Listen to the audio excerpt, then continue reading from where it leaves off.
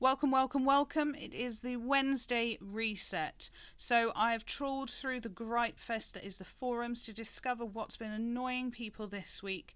And oh boy, do we have some good uns. So we have skeletons, we have role-playing, and we have immersion this week. So let's start off with skeletons. Now the title for this one was Bring Skeleton Piles, aka player corpses, back. So this one was to do with Classic, found on the Classic discussion forum, and with it round the proverbial corner, this one certainly caught my attention. So this post was simple in its request: leave player skeletons on the ground for longer, so that if there is an absolute shit show going on somewhere, the aftermath is visible for longer, so creating a real feeling of unease for anyone who just happens to wander in upon the scene. So there were many comments from people who didn't even realise that skeletons seem to disappear quickly nowadays. I mean, I certainly hadn't realised that they seem to disappear quickly. I distinctly remember skeletons littering the Isle of Giants for ages when I think there were about 60 of us trying to kill Undasta. You know, you'd run back from the graveyard and it definitely gave you a sense of, oh God, when you looked at it all. So the support for skeletons was quite vast in this post, I have to say. Many were describing the dread that they felt when they came across some open land with a fair smattering of corpses and skeletons all over it. There was just no telling if the battle was over, and that's what gave you the sense of fear. Striking fear into those levelling when they didn't even know what was going on. Now I have to say curiosity did get the better of me, and I did have a little check to see how long it actually takes corpses and skeletons to disappear. So I decided to cheat and I googled the answer. It turns out currently that skeletons despawn after hours of being there. So I'm not sure that's quick in comparison to what people are used to, but it seems to be that there is actually a cap on how many skeletons can be in a zone before the old ones will disappear to make room for new ones, which in Classic and certainly Vanilla, as far as I'm aware, that wasn't a thing. So that, I think, is what they're actually after. Take the cap away. I mean, honestly, I think it would probably be quite a good thing to do now, to remove the cap. Let's see skeletons absolutely bloody everywhere. Moving on from that, though, we end up with another post which is about immersion. And this one, it's quite sad. The title is Immersion is so low we can't even talk about the weather. Now, I have to say this is a topic that I can get behind. The gist of it was started by using the weather as a stark reminder that people in the same guild were being sharded separately from each other, even on the same realm. So one person can see that it was drizzling in Stormsong Valley, one person said that it was showing a torrential downpour, and another said that it was sunny. The point the OP was making was that sharding was limiting the immersion in the world by separating people out into different versions of it that were not concurrent. So people in guilds, or even at the time friends, could not see each other, but what they could see was different for each person. And at that point, you might as well just be on different realms. Now, there were some r/whoosh moments going on where some completely missed the point. They believed that the OP just needed to find a guild where people talked, or maybe they should just join a community. This did derail the conversation somewhat, but there were some who were trying to steer the ship in the right direction, the one where it was supposed to be going. The weather highlights a big issue that we're not all playing technically the same game, despite being in the same guild. But the biggest example of the issue with this sharding shit comes with PvP. Now, I did take an example of a comment, and that is on the website, but the real deal was that you could see this ferocious battle coming out in full bloom in front of you, and you think, bugger, I want a bit of that action. So you log your main, and you go to exactly the same spot, and the battle isn't there. So your little low character, who is questing relatively peacefully, can see this absolute shit show going on, yet when you log your main to jump in on the fun, nothing's happening. even though you're in the same zone on the same realm.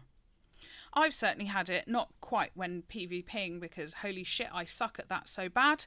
But when I have been sort of wandering around, and I think the most recent one was going into Rust Bolt, and I walked up from where the Flight Master was, and I could see this person sat on a dragon, and as I got closer, they faded out. Holy fuck, I'd been sharded. So, what the hell? When people are just appearing and disappearing in front of you, it kind of takes away from the immersion of an MMO.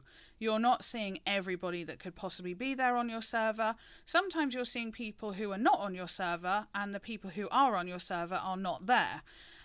It just means that the community kind of disappears and falls away, which was, really the whole thing that made this game, in my opinion. I'm allowed to have one. It is 2019.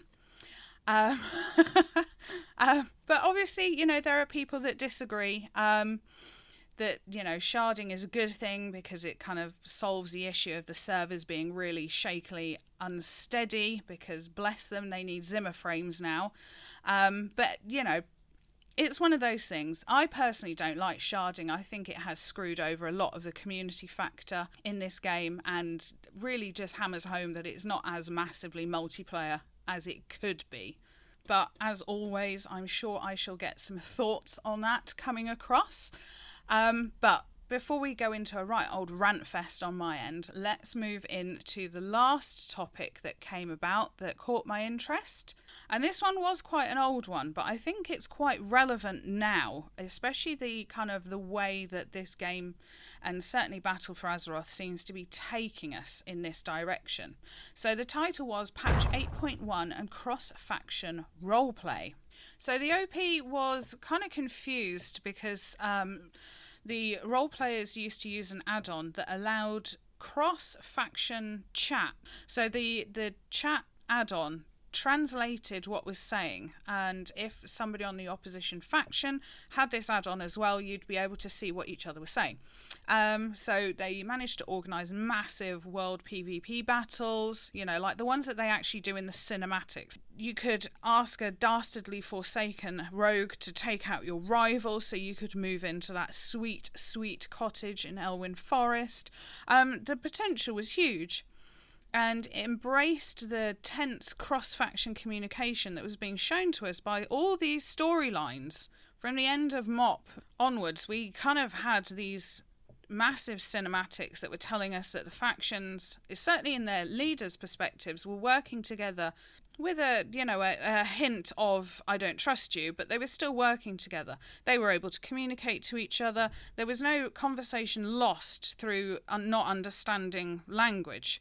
But yet the actual players themselves, we've been catapulted to the champion status where we're working alongside our leaders. We are our leaders' right-hand men and women, yet we weren't able to actually converse with the other side. So this add-on kind of aided that sort of reality that was going on in WoW, but it was actually broken by an 8.1 patch.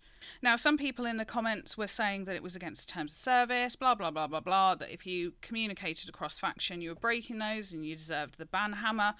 But then we also, on the flip side, had the comments that there are actually races and whatnot that can communicate across faction anyway. So the terms of service don't really make much sense to ban people communicating across faction when Blizzard actually implemented a way to do that in the first place. And actually the terms of service have completely been scrapped, and you get this EULA, which covers all of Blizzard games, and is very much focused now really on advertising esports and gold selling scams, of all things. So it could have just been something Blizzard's end that just broke the add-on, and nobody's really worked out how to get it working again. However, the whole thing about cross-faction sort of roleplay, and also the fact that we are allowed to communicate with each other, was partially supported by the addition of the Elixir of Tongues, which was introduced in the 14th of December 2018 hotfixes. Now that was sold by some dastardly goblin, I think, but it was in the Dalaran sort of underbelly area. So you got to her, you could buy this. It was quite expensive. I think it was 30 gold, but it enabled you to be able to talk for a set amount of time, I think, to the opposite faction if they were also using the potion. So with this, people were commenting, like maybe they'll just introduce a toggle that you can put it on or off depending on how you feel about your sort of alliance or horde heritage, whether you should be able to understand common or orcish, that kind of thing. Which would then obviously make this potion irrelevant, and also would kind of get rid of the need for an add-on to be able to translate. But it does kind of open up the fact that the faction sort of barriers are beginning to fade, and it's going to be interesting to see what happens in the next expansion, or even possibly the next patches that are coming out. And if we're going to go down that route, we might as well just add a little toggle on, and people can just switch it on or switch it off depending on how they feel about the opposing faction. I mean, is this something that you would use? Would you want to sort of speak to the opposition faction freely, or would you prefer for the language to lock down and make you feel definitely that you are separate from them? As always, I'm sure there's going to be some opposition and favouritism for something like this. It's quite a big change. But yeah, I'm sure that there are going to be feelings about this one. So with that is the 3. It's a quick rundown of the topics that have come up. And with that, I shall leave you with a quote from a GM. And that is, "Goodbye. I will see you on the battlefield."